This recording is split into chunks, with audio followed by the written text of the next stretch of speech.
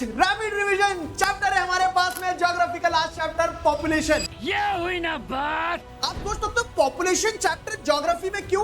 तो एक इंपॉर्टेंट चीज ध्यान रखना कि पूरी ज्योग्राफी ह्यूमन बींग्स के एब्सेंस में कुछ नहीं है। ये ज्योग्राफी एक स्टेज है, तो ह्यूमन बींग्स उस पर परफॉर्म करने वाले डांसर की तरह है। तो उस कंटेक्स्ट में चैप्टर में आपको पॉपुलेशन का size and distribution in numbers, in density, India में क्या स्टेटस है, वो सारा सब कुछ बताया गया है।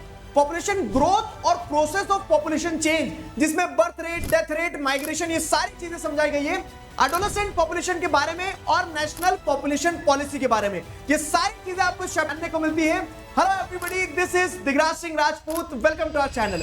चैप्टर स्टार्ट होता है एक बहुत अच्छे कॉन्सेप्ट के साथ में कि ज्योग्राफी में सारी चीजें हैं, सारे रिसोर्सेज हैं, लेकिन वो रिसोर्सेज हम तब मानेंगे जब उन्हें यूज करने के लिए ह्यूमन बींग्स होंगे।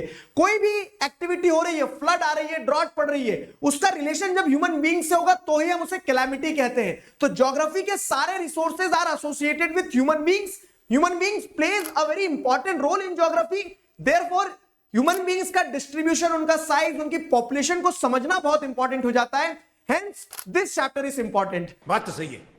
अब अगर हम बात करें पॉपुलेशन साइज एंड डिस्ट्रीब्यूशन की, तो इंडिया में पॉपुलेशन साइज और distribution in terms of number देखें अगर हम, तो एज ऑन मार्च 2011 हमें देखने को मिलता है कि कंट्री के अंदर 1210.6 मिलियन लोग रहते हैं, जो कि वर्ल्ड का 17.5% कंस्टिट्यूट करते हैं। इंटरेस्टिंग बात क्या है कि ये 3.28 मिलियन स्क्वायर किलोमीटर की जो हमारी जमीन है, जो कि वर्ल्ड का मात्र 2.4% है, उसके ऊपर वर्ल्ड की 17% पॉपुलेशन यानी कि 1.21 बिलियन लोग रह रहे होते हैं।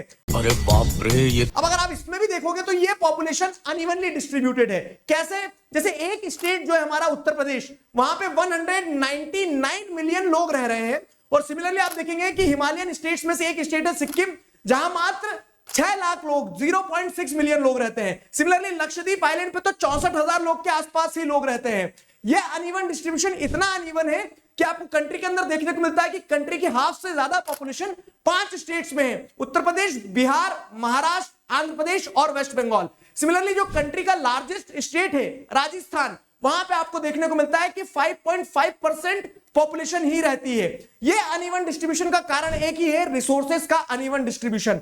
इस जनसंख्या के बारे में पूरी जानकारी जो हमें पता लगती है, वो एक पीरियोडिक सर्वे के थ्रू लगती है, जिसे हम सेंसस कहते हैं, जो हर 10 साल में होता है। इंडिया के पॉपुलेशन डिस्ट्रीब्यूशन को आप पॉपुलेशन डिस्ट्रीब्यूशन बाय डेंसिटी से और बेहतर समझ सकते हैं। सिंपल सी चीज है कि number of people living in per unit area, एक यूनिट एरिया में कितने लोग रह रहे हैं। तो यहां आपको एक लॉजिक लगाना होगा कि कंट्री का टोटल एरिया और टोटल पॉपुलेशन है, उससे आपको कंट्री के टोटल पॉपुलेशन डेंसिटी पता चल जाएगी, जो कि है 382। अब अगर आगे बढ़े यहां से, तो हमें एक चीज समझ में आती है कि ये पॉपुलेशन डेंसिटी भी एरिया टू एरिया वेरी करती है। एक मैप देखिए, इस मैप में आपको देखने को मिलता है कि कंट्री का most populated state in terms of density अगर देखा जाए तो वो बिहार है। छोटा एरिया, उसमें बहुत पॉपुलेशन, तो बिहार में पर स्क्वायर किलोमीटर एरिया में 1102 पीपल रहते हैं। सिमिलरली आप अरुणाचल प्रदेश जैसे कि स्टेट को देखेंगे, तो जहां पे पॉपुलेशन डेंसिटी पर स्क्वायर किलोमीटर एरिया में मात्र 17 है। इसे आप अगर आप इसी मैप पे देखेंगे तो कुछ स्टेट जहां पॉपुलेशन डेंसिटी 250 से भी कम है।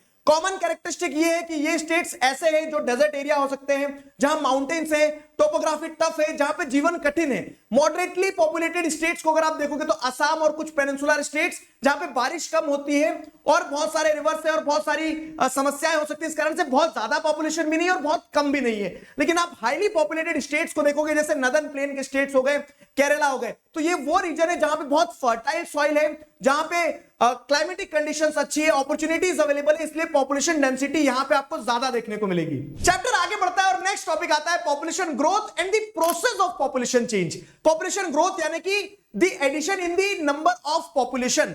सिंपल है कि अगर आप एक पीरियड ऑफ टाइम पे देखेंगे कि कितनी जनसंख्या बढ़ी है, तो अगर 2001 में पॉपुलेशन 100 लोगों की थी, 2011 में पॉपुलेशन 110 लोगों की हो गई है, तो आप 100 में से 110 माइनस कर देंगे तो आपको पता चल जाएगा कि पॉपुलेशन कितनी बढ़ी है, यानी कि 10 लोगों की पॉपुलेशन बढ़ी है। तो ये एब्सोल्यूट नंबर में भी देखा जा सकता है और परसेंटेज में भी देखा जा सकता है, जिसे एनुअल ग्रोथ रेट कहा जाता है। इंडिया की पॉपुलेशन ग्राफ ये दर्शाती है कि ओवर द इयर्स पॉपुलेशन बढ़ी है। एनुअल ग्रोथ रेट भी पहले बहुत ज्यादा था, वो एनुअल ग्रोथ रेट 1981 के बाद में डिक्लाइन हुआ। इसका मतलब ये नहीं कि पॉपुलेशन डिक्लाइन हो गई है, पॉपुलेशन बढ़ रही है, लेकिन अब ग्रोथ रेट कम हो गया है। मतलब पहले अगर बहुत तेजी से बढ़ रही थी तो अब धीरे बढ़ रही है, लेकिन स्मॉल ग्रोथ रेट भी एक ह्यूज नंबर ऑफ पॉपुलेशन हर साल हमारी कंट्री में ऐड करता है। अब अगर हम समझे कि प्रोसेस ऑफ पॉपुलेशन चेंज क्या है, तो पहले आप ग्रोथ और चेंज में डिफरेंस समझो। पॉपुलेशन ग्रोथ मतलब पॉपुलेशन का बढ़ना, और पॉपुलेशन चेंज यानी कि उसमें कॉम्पोजिशन की भी बात आती है कि लोग कहां रह रहे हैं। ऐसा है कि लोग गांव छोड़ के शहर की तरफ आ गए, तो पॉपुलेशन चेंज वाले फैक्टर में माइग्रेशन भी एक इंपॉर्टेंट एस्पेक्ट है। प्रोसेस ऑफ पॉपुलेशन ग्रोथ में 3 कंपोनेंट है। पहला है बर्थ रेट। बर्थ रेट यानी कि the number of live births per 1000 person. आपको यहां देखने को मिलता है कि बर्थ रेट इंक्रीज हुए हैं over the period of time, और ये कारण बना है पॉपुलेशन ग्रोथ का। दूसरा आप देखेंगे डेथ रेट, तो द नंबर ऑफ डेथ पर 1000 पर्सन इन अ ईयर। इसमें आपको देखने को मिलता है कि बर्थ रेट हमारे बड़े हैं और हमने डेथ रेट को डिक्लाइन कर लिया है। क्यों? क्योंकि हेल्थ फैसिलिटीज इंप्रूव हुई है, और अब डेथ रेट कम है, बर्थ रेट ज्यादा है। इसका मतलब क्या? पॉपुलेशन बढ़ना तय है। मेरा कभी भी मतलब ये नहीं है कि लोगों को मार दो। इनफैक्ट आपको ये देखने को मिलता है कि पहले क्या है, बर्थ रेट ज्यादा थे और डेथ रेट भी होती थी, तो पॉपुलेशन बढ़ नहीं रहे थे। लेकिन फिर हमने ये देखा कि बर्थ रेट ज्यादा हो गए और डेथ रेट में डिक्लाइन हुआ, तो उससे पॉपुलेशन ग्रोथ रेट में एकदम से तेजी आई थी। फिर उसके बाद में 1981 के बाद में बर्थ रेट भी थोड़े से कम हुए। अब 15, 20, 25 बच्चे लोग नहीं पैदा करते ना,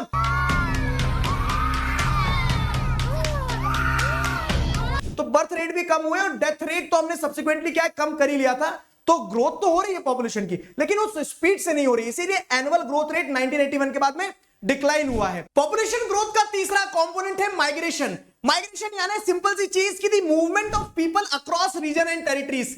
लोगों का मूवमेंट वो मल्टीपल रीजन से होता है। अभी लोगों का मूवमेंट 2 तरह से होता है, एक इंटरनल होता है कि कंट्री के अंदर ही अंदर घूम रहे हैं, और दूसरा होता है इंटरनेशनल यानी कि 2 कंट्रीज के बीच में लोगों का मूवमेंट। अब ये जो मूवमेंट होता है कंट्री के अंदर अगर हम देखेंगे तो बेसिकली रूरल एरिया से अर्बन एरियाज की तरफ ज्यादा होता है। कारण बड़ा सिंपल है कि रूरल एरियाज में बहुत सारे पुश फैक्टर काम कर रहे होते हैं जो लोगों को मजबूर करते हैं गांव छोड़ के शहर जाने की तरफ। गांव में गरीबी हो सकती है, गांव में अनएम्प्लॉयमेंट हो सकता है, और इसी कारण से आप देखते हैं कि शहर की तरफ लोग जाते हैं, और शहर में पुल फैक्टर्स काम कर रहे होते हैं, better living condition, education, employment, ये सारे कारण।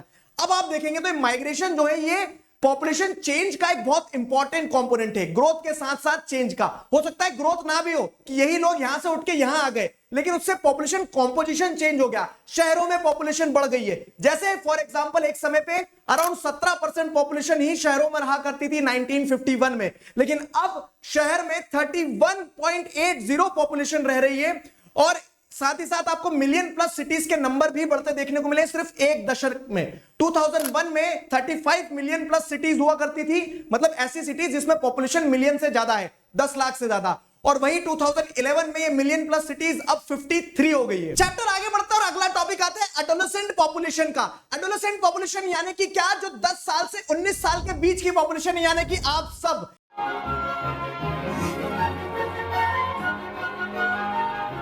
ये कंट्री का मोस्ट इंपॉर्टेंट एसेट है। क्यों? क्योंकि यही कल को देश का भविष्य बनने वाले हैं, और सरकार को इनकी सबसे ज्यादा चिंता होती है, इनका डेवलपमेंट बहुत इंपॉर्टेंट होता है, और इसीलिए बहुत सारे स्टेप्स भी लिए जाते हैं। उन्हें प्रॉपर न्यूट्रिशन दिया जाना चाहिए, उनके बारे में सोचा जाना चाहिए, एजुकेशन के बारे में सोचा जाना चाहिए। तो सरकार उतना सोच रही जितना आप खुद भी नहीं सोच रहे। क्यों? क्योंकि एडोलेसेंट पॉपुलेशन व्यक्त है इंस्टाग्राम पे, बात तो सही है। को पैसा बर्बाद। इस एडोलेसेंट सेक्शन के अंदर अवेयरनेस डेवलप करने के लिए लिटरेसी और एजुकेशन पे फोकस करना बहुत जरूरी था, जो हम कर रहे हैं।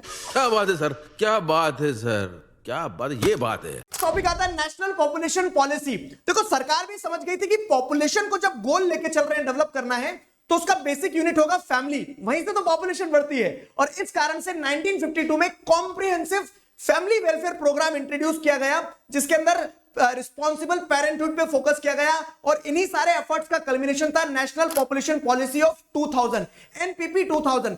क्या है ये? क्या है? तो इसके अंदर यह तय किया गया कि 6 से 14 साल के बच्चों को बेसिक एलिमेंट्री एजुकेशन दिया जाए, इन्फेंट मोर्टेलिटी रेट को 30 से नीचे लाया जाए out of the 1000 live births. साथ ही साथ इस चीज पे फोकस किया गया कि सारी वैक्सीन प्रिवेंटेबल डिसीजेस के अगेंस्ट में इम्यूनाइजेशन अचीव किया जाए। चाइल्ड मैरिजेस को रोक के delayed marriage for the girls को प्रमोट किया जाए ताकि वो पढ़ लें, और ये जो पूरा फैमिली वेलफेयर प्रोग्राम है उसको पीपल सेंट्रिक बनाया जाए। This was the whole chapter. I hope you guys enjoyed it. इस चैप्टर का फुल चैप्टर एक्सप्लेनेशन आपको इसी चैनल पे मिल जाएगा। अभी के लिए साइन ऑफ करता हूं, signing off with this, together we can we will. Thank you very much.